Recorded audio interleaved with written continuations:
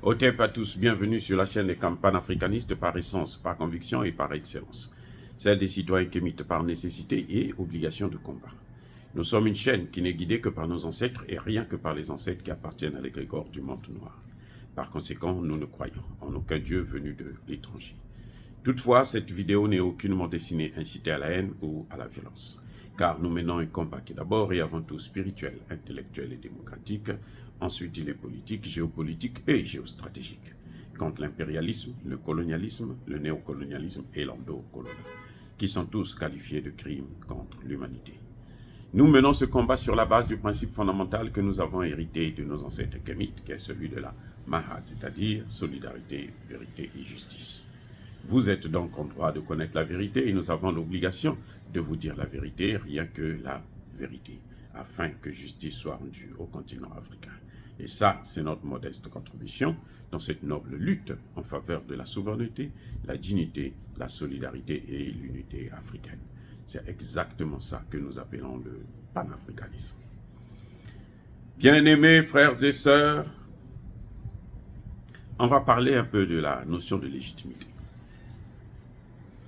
Emmanuel Macron dit que Assimi Goïta est une junte, la junte au pouvoir au Mali, la junte. Un nouveau mot, hein, très intéressant, la junte.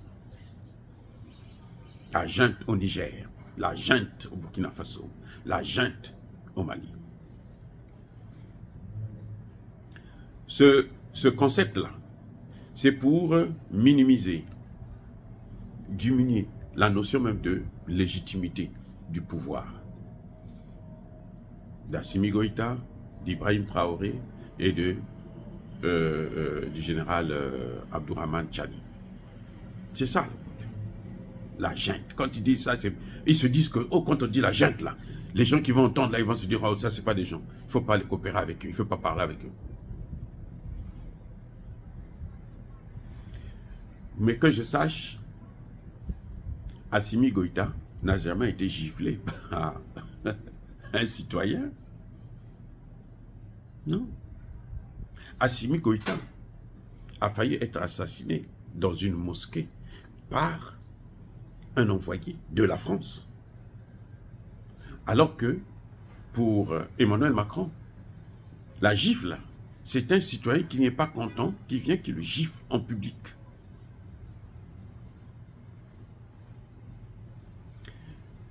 Assimi Goïta ne gouverne pas avec le 49-3. Il est obligé de passer outre le Parlement et de décider. C'est un dictateur. C'est ça la dictature. Décider sans avoir l'avis, l'autorité. Et oui, on l'a vu par exemple quand Emmanuel Macron demande à la CEDEAO de faire la guerre au Niger. Il y a quelle légitimité là?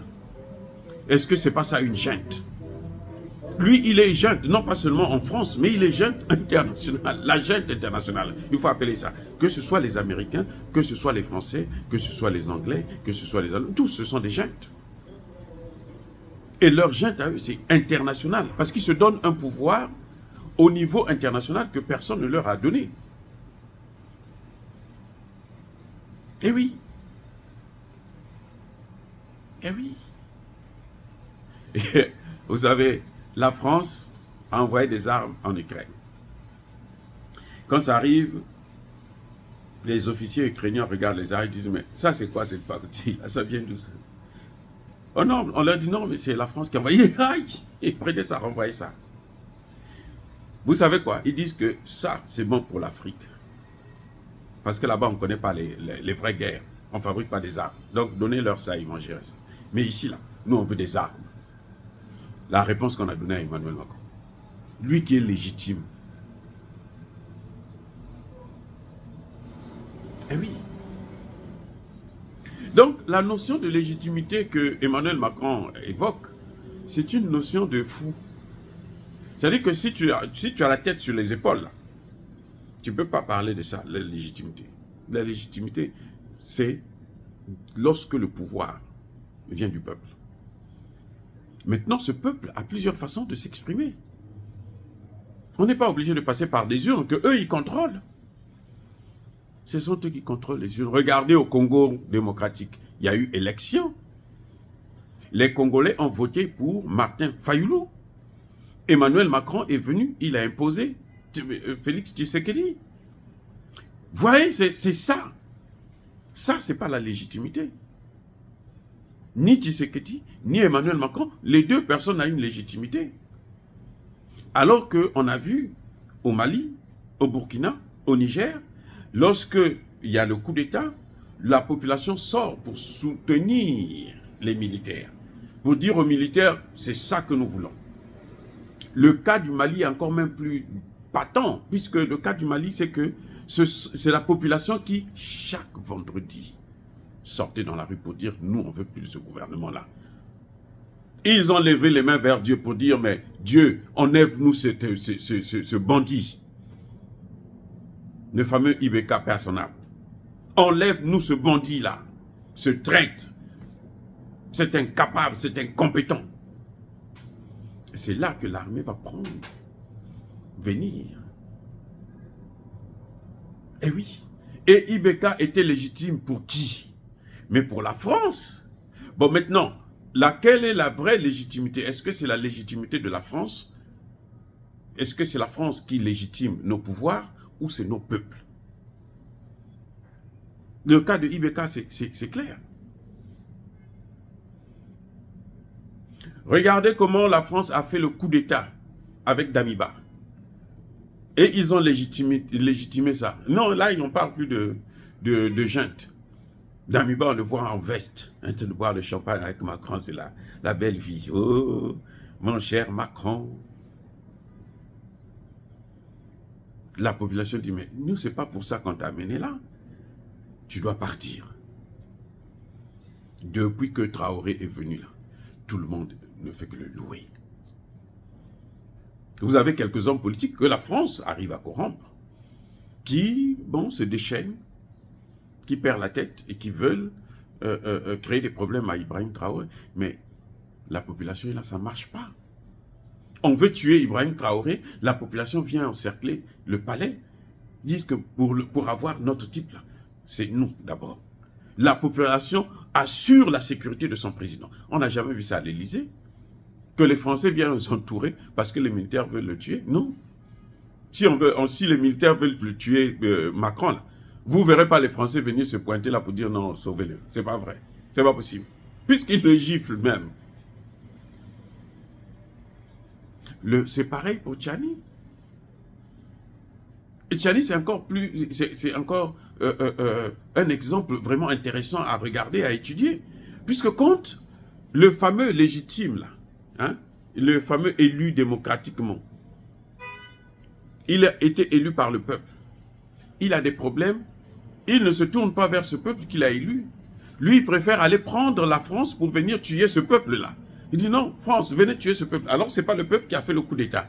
Vous voyez comment ça se passe? Et pourquoi il veut tuer le peuple? Parce que ce peuple-là a soutenu le coup d'État. Ce peuple-là, c'est lui qui a demandé à ce que toi, là, tu dois partir. Parce que nous, on ne peut pas faire autrement. Nous avons un problème en Afrique, c'est que les élections sont toujours truquées, manipulées par les puissances occidentales, hein, avec l'appui des leurs valets locaux en Afrique. Toutes les élections que vous voyez en Afrique, là, c'est pareil. Je dis bien toutes. C'est pour ça d'ailleurs qu'eux, ils nous ont dit qu'il faut toujours qu'on ait des élections, qu'on organise des élections, parce qu'ils savent que quand il y a l'organisation des élections, c'est eux qui vont venir tenir les choses, prendre les commandes. Donc, on voit bien qu'il y a un problème avec la notion de légitimité, parce que Bazoum ne se tourne pas vers le peuple en question, celui qui détient le pouvoir, qui détient la légitimité. Bazoum appelle quelqu'un d'autre pour venir tuer celui qui détient la légitimité. Donc, pour venir faire partir carrément la légitimité. La notion de démocratie, là, il tue la démocratie en tuant le peuple qui doit voter. Et c'est d'ailleurs pour ça qu'on appelle ça haute trahison. C'est-à-dire au-dessus de toutes les trahisons possibles. Tu ne peux pas demander à une puissance étrangère de venir tuer ton propre peuple. Mais il n'y a pas plus plus grave que dans le domaine de la trahison que celui-là. Et juste 3 mois après, là, Bazoum n'a jamais demandé, 3 mois même, n'a jamais demandé à ce peuple-là, mais voilà ce qui m'arrive, qu'est-ce que vous pensez? Non. Lui, il appelle Biden, les États-Unis, il appelle en fait ceux qui avaient occupé le pays, ce que le peuple ne voulait pas. Parce que les Français, les Américains et les autres là qui ont occupé le Niger, le peuple n'en veut pas. Et c'est ceux-là qu'il appelle pour venir l'aider. Manque de peau, ça ne marche pas. Général Tchani, on dit en congolais, Woumela, reste là. Fais attention seulement avec Guillaume Soro. J'espère que lui n'a pas la fiole aussi, parce qu'on peut lui payer un prix. Alors, votre tête, des milliards pour votre tête. Donc, faites attention. C'est pas mauvais, c'est un Africain, c'est normal qu'il rentre chez lui, puisque en Côte d'Ivoire, il n'y a pas la justice. D'ailleurs, il a contribué à ce qu'il ne puisse pas avoir la justice en Côte d'Ivoire. Mais, faites attention. Et pareil pour le Burkina Faso, en faisant venir, en allant négocier, faire la coopération militaire avec le Rwanda, vous êtes en train de coopérer directement avec les États-Unis, avec l'OTAN, avec la France. Et donc, c'est comme si vous n'avez rien fait. À vous de voir. Il ne faut pas que le succès vous transforme. Oui, le succès parfois détruit l'homme. Le succès use. Vous devez garder la tête froide. Le peuple vous soutient. N'abusez pas du soutien du peuple en allant signer des accords de coopération avec des gens que vous connaissez qui sont des génocidaires. Même s'ils ne sont pas jugés, mais vous le savez qu'ils ne sont pas jugés parce que ce sont les Occidentaux qui les ont légitimés. Voilà la notion de légitime. La légitimité pour eux, c'est ça. C'est qu'on est légitime quand c'est eux qui décident, quand c'est eux qui vous ont choisi. Si c'est votre peuple, vous n'êtes pas légitime. Dire cela, c'est inciter à la haine ou à la violence. Non. Il n'y a pas colère, veille à malheur. Encore une fois de plus, bien-aimés frères et sœurs, je persiste et je signe. Soyez bénis. Soyez abondamment bénis par le Dieu des Kémites et par nos ancêtres angélisés. Mais que tous ceux qui persécutent le continent africain le pillent et le déstabilisent. Qu'ils soient noirs, blancs, chinois, arabes, indiens, qui qu'ils soient punis, maudits, foudroyés, neutralisés, écrasés, effacés par ce Dieu des Kémites et par nos ancêtres angélisés. Vive l'Afrique éternelle. J'ai dit et j'assume.